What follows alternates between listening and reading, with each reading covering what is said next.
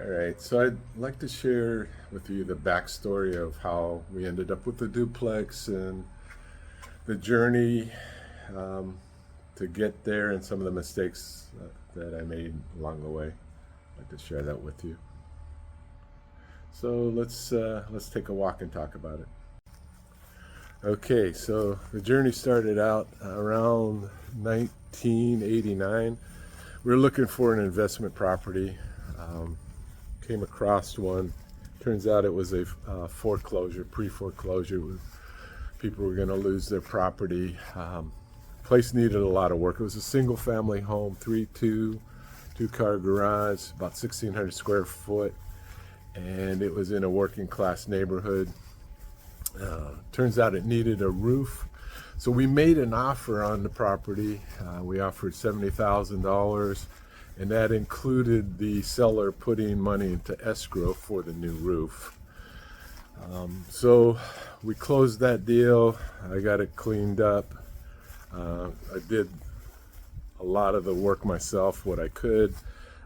Contracted out some of the repair work, and got it on the market. We found some renters, nice professional couple, just married, and it worked out really good. The monthly rent was on time, always.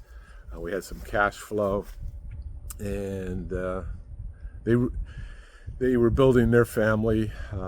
About 7 years later, they decided it was time for them to purchase their own house. So we had cash flow for 7 years. We were building up equity. Property values weren't going up much at that time in Florida, maybe 1 or 2% per year. So most of the appreciation that we had in that property was from purchasing the house low as a foreclosure and doing some sweat equity. Doing most of the work ourselves. So around that time, it was timeline would have been 1997. Stock market was booming. I took my eyes off the ball and was looking at the stock market and saying, "Wow, I'm missing out on this." Talked with the wife and decided that we put the house on the market instead of renting it. So that was the first mistake, and you'll see this as the timeline continues. So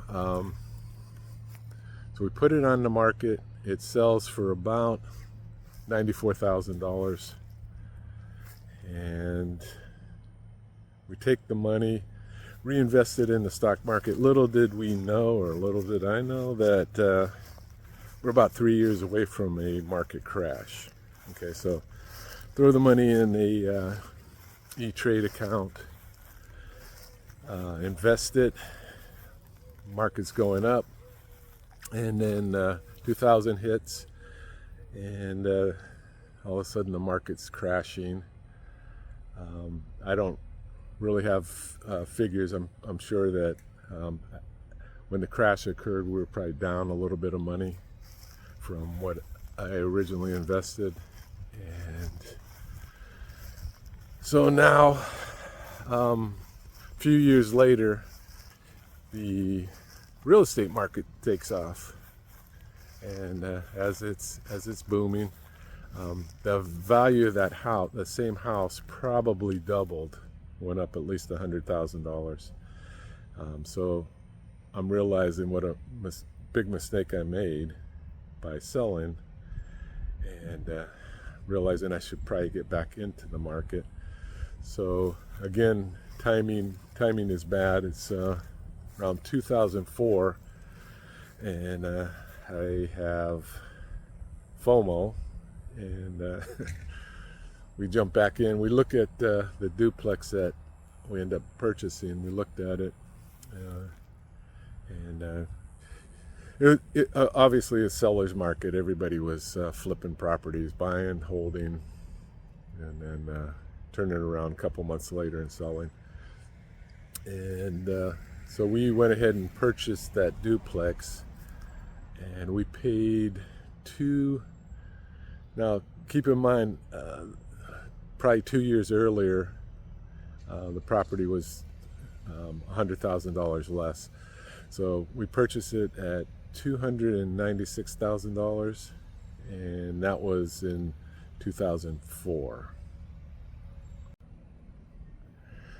So when we purchased it, I didn't do any due diligence. Like I say, it was pretty much a FOMO moment for us. We wanted to get back in the market. We realized what a mistake we had made by selling the previous home, single family, and not keeping it as a rental property. So we jumped back in the market. We had a fixed mortgage product, and there was renters in place, and we just started collecting rents on the property. 2 years later, the market value of that property, the duplex, went up from what our purchase price was to it was appraised at $440. So at that time, there were so many crazy mortgage products on the market. I ended up refinancing it. For the mortgage was $320. So basically, I ended up cashing out, pulling all monies that we had in the property plus an additional $20,000 out of the property. Had these crazy adjustable mortgages where you had 4 payment options. I understood them all, and so initially, since the market was still going up, we took the first payment option, which was negative amortization, and it allowed more cash flow. And so we had all our cash out of the property at that point. It was basically a free property, plus another $20,000. I started doing some fix-ups on the property. We needed to replace the air conditioning units, and I did that. And that worked out well until the market crashed. Real estate market crashed, the GFC, around 2008, 2009. And I realized the prices basically got cut in half. And so at that time, I started paying the full amortized mortgage amount. So even though it looked really bad on paper, we were getting rental payments, and we were covering the mortgage, and we just held on to the property and wrote it out. The one good thing that happened was the property tax on this duplex adjusted lower also, because the property values had dropped down, basically cut in half. So that was a little bit of easing that we got. So if we fast forward to today, if I look up that property, Zillow estimates that single family house that we had originally sold at around $450,000. So it went up about 600%. So that is one of my regrets, that we sold that. We should have held tight. Real estate is a long-term investment, and it takes time. You got to be really patient with it. But even though we purchased the duplex at the wrong time, the other point is real estate's very forgiving. Over time, if you can hold the property, it goes up in value, and it has. We used it recently. I did a cash out refinance, pulled $160,000 out of the duplex. We used that money to purchase a new construction home up here in Waxahachie, Florida. So that's kind of my story on this property, this duplex, and some of the mistakes I made. Hopefully this helps somebody avoid mistakes in the future. that concludes this video.